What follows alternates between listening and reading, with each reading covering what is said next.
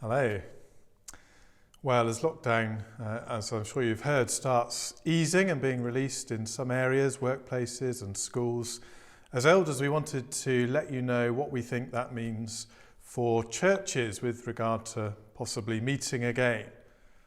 I should say, kind of right at the beginning, that nobody knows for sure what that's going to mean. The situation changes daily. But this is the best information that we can find from different places, the FIC and other places at the moment.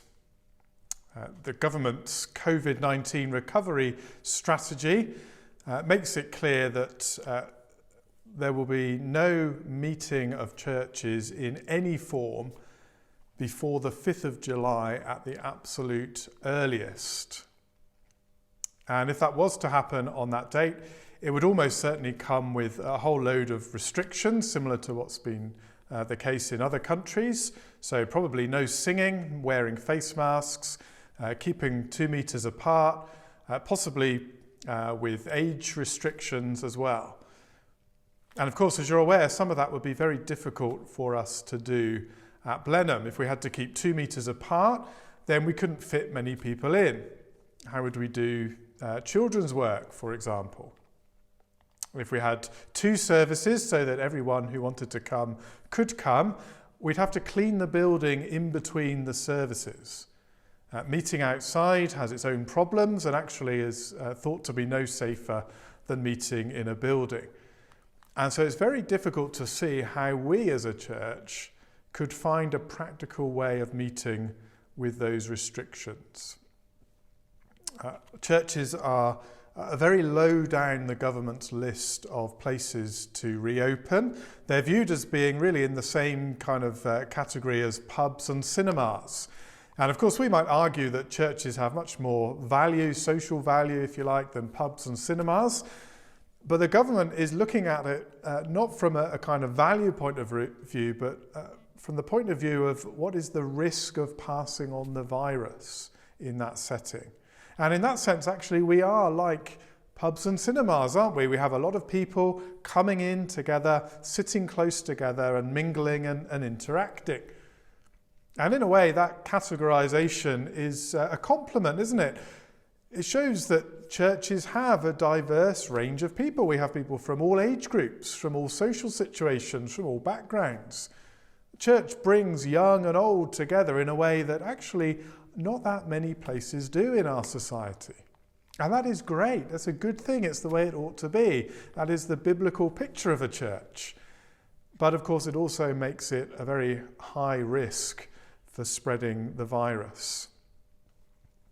And so with all that kind of background, that's what we know so far. What does it look as though the future will hold for us in terms of meeting as a church? Well, a few things. First of all, I think we need to expect that we will be meeting online, we'll be doing video services for quite a few months yet. And it's possible that we won't be meeting in the church building in the way that we did before the end of the year, before the end of 2020. It would be nice if we were back in the building in the way that we were before for the carol service, but I don't think that is guaranteed. I think we are looking at a long time. And I'm sure that's not what we want to hear, but I think it helps, doesn't it, to have our expectations set realistically. It's not going to be a quick end to the lockdown for churches. So the next thing to say, I think, is that we need to care for one another well, don't we? I think this lockdown is getting harder, not easier, as time goes on. The longer it goes on, the more wearying it is. And as we see other areas start to open up, schools and workplaces, that's going to make it harder for us when we want to be meeting as a church, and we can't. That means we'll need to care for one another well. It's been great to hear about the phoning and the helping one another out and that kind of thing that's been going on, the shopping that's been done for each other. We need to keep doing that. Maybe post something to someone or drop something off, something that would be a little encouragement to someone. We need to be thinking about how we can care well for each other while we're not able to meet. And also we need to think about what we can do now rather than just sitting back and waiting for things to go back to normal, because actually they may never go back to the way that they were before. As followers of Jesus, we're called, aren't we, to go and make disciples. The ways that we can do that have changed, but we're still called to do it. And there are still opportunities. There are new opportunities. I know of people who never come to church, but who have listened to the videos. And so we're going to try to begin making them as accessible as possible. We'll be thinking about whether there are things that we can do on social media. Caring for our neighbours is a really important witness at this time. We live in a time, don't we, where the things that people have taken for granted, that they've built their life on, that have made them feel secure, those things are crumbling. They're being exposed as not being secure at all. What a great opportunity we have to point to the certain, the unfailing hope and security of Jesus Christ. And so please do be thinking about how we can serve God, how we can be the church together at this time. If you've got ideas for outreach or how we can support one another better, then please do let us know.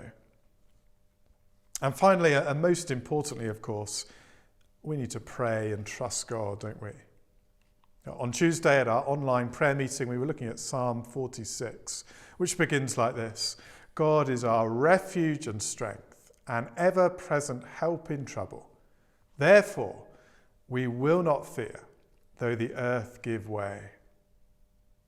We may feel as a church that we're kind of held back at this time, that we're unable to get on with what God has called us to do. But actually, none of this is a surprise to God, is it? Living through these times, serving him in these times, is what he has called us to do. It is what he has planned for us in this stage of our lives. And he is ever present. He is with us. So let's keep on trusting him. So I hope that helps to keep you informed a little bit about the way that we see things developing for us as a church. At our Zoom session on Sunday, please do come along to that if you can and ask some questions, and I and others who are able to answer them will do our best to do that, although there really isn't very much information around at the moment. If you email or phone questions in advance, that will help to give time to think about them. And we'll record the Zoom the Zoom Q&A, and we'll pass the relevant bit around on CD for those people who don't have internet.